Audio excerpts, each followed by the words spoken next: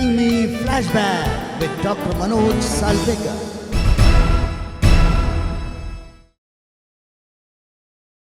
फिल्मी flashback with doctor Manoj सालपेकर। स्वागत है फिर एक बार आप सभी का। दोस्तों, हमारा ये कार्यक्रम ऑर्गेनिक और ऑथेंटिक इंफोटेनमेंट का एक खजाना है।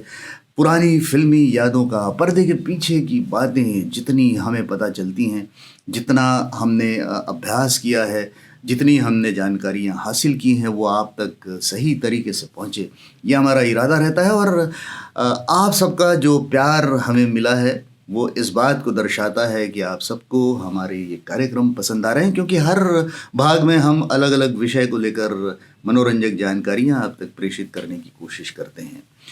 दोस्तों, कल 10 दिसंबर और 10 दिसंबर दिन है हिंदुस्तान के पहले सुपरस्टार समझे जाने वाले कलाकार, सुपरस्टार राजेश खन्ना नहीं, सुपरस्टार, सबसे पहले वो सुपरस्टार जिस समय फिल्में क्या होती हैं, स्टारडम क्या होता है, सुपरस्टार क्या होता है, इसकी कोई परिभाषा कहीं अंकित नहीं थी, किसी को पता नहीं था। उस दौर से जो स्टार बनकर उभरा वो अभिनेता यानी कि अशोक कुमार साहब, दादा मुनि अशोक कुमार साहब, जो कि कुमुदलाल गांगुली जिनका वास्तविक नाम था। उनके पिता एक बहुत बड़े लॉयर थे, कुंजीलाल गांगुली।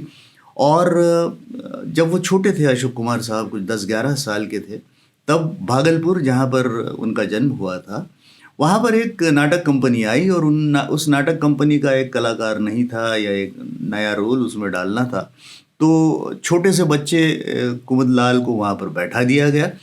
जब फिल्म शुरू हुई, जब वो नाटक शुरू हुआ, तब स्टेज पर ये बालक बैठा हुआ और पेपर पढ़ रहा है ऐसा दिखाया गया, और छोटे से कुमुदलाल यानी कि अशोक कुमार साहब ने वो पेपर उल्टा पकड़ा हुआ था।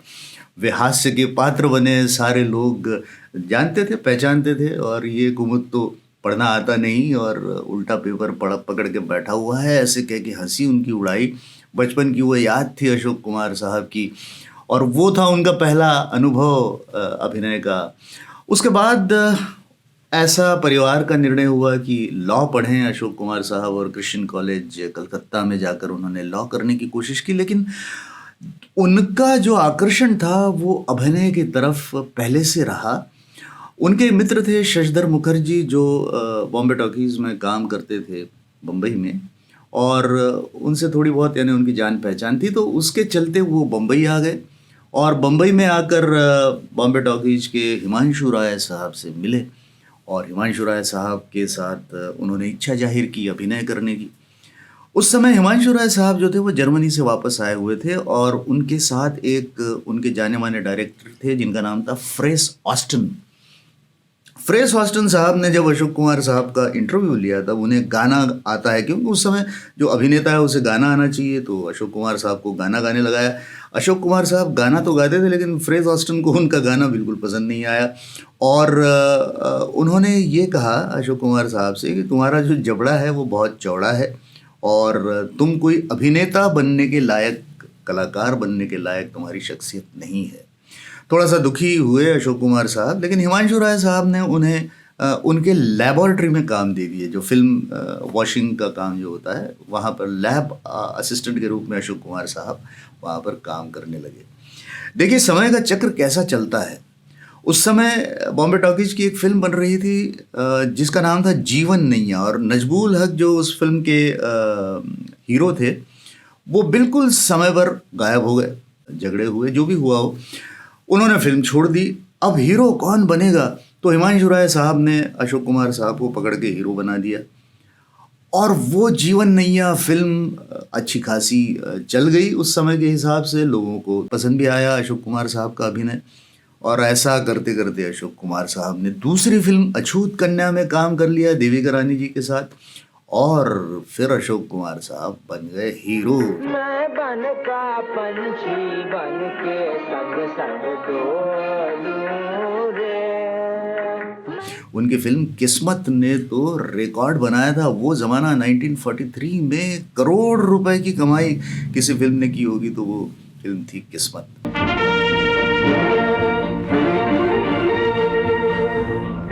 आज आज हिमालय की चोटी से फिर हमने ललकारा है, आज हिमालय की चोटी से फिर हमने ललकारा है।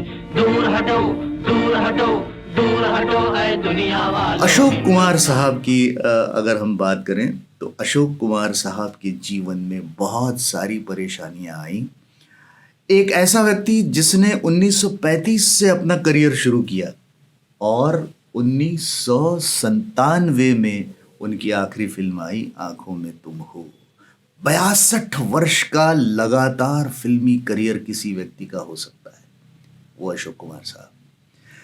अशोक कुमार यानी कि जिन्हें लोग दादा मुनि के नाम से जानते हैं, इनके साथ बहुत सारी दुर्घटनाएं हुई, बहुत सारा ऐसा उनके जीवन काल में ऐसे प्रसंग आए। उनका जन्मदिन 13 अक्टूबर को हुआ करता था, तो 13 अक्टूबर 1987 वो अपने जन्मदिन मनाने की तैयारी में थे। जन्मदिन में जो उनके घर के लोग और कुछ मित्र परिवार सारे लोग एक जमा होने वाले थे, और उसी दिन 13 अक्टूबर को उनके छोटे भाई जाने माने गायक किशोर कुमार साहब का निधन हो गया।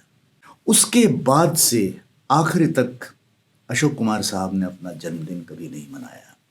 अपने विवाह की 50वीं वर्षगांठ वो मनाने की तैयारी में थे, और ये विवाह की वर्षगांठ जो उनकी थी, इसके 4 दिन पहले उनकी धर्मपत्नी शोभा बीमार पड़ी।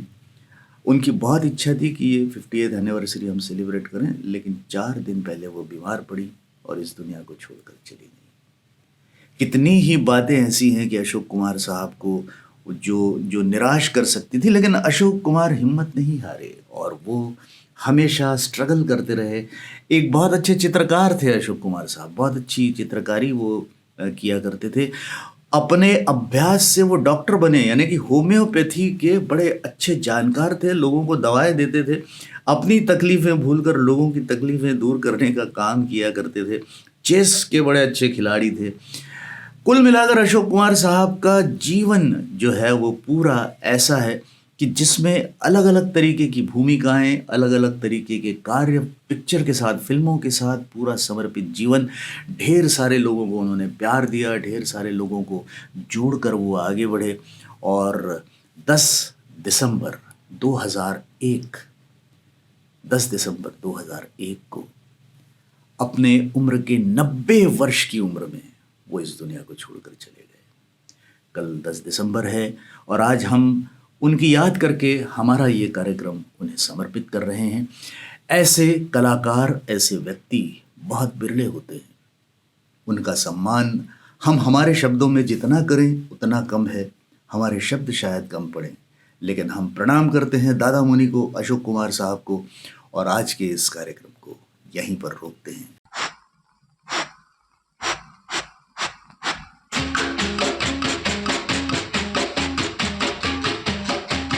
रेलगाड़ी रेलगाड़ी रेलगाड़ी रेलगाड़ी छुक छुक छुक छुक छुक छुक छुक छुक। बीच वाले स्टेशन बोले रुक रुक रुक रुक रुक रुक रुक रुक। धड़क धड़क लोहे की सड़क, धड़क धड़क लोहे की सड़क। यहाँ से वहाँ, वहाँ से यहाँ, यहाँ से वहाँ, वहाँ से वहाँ।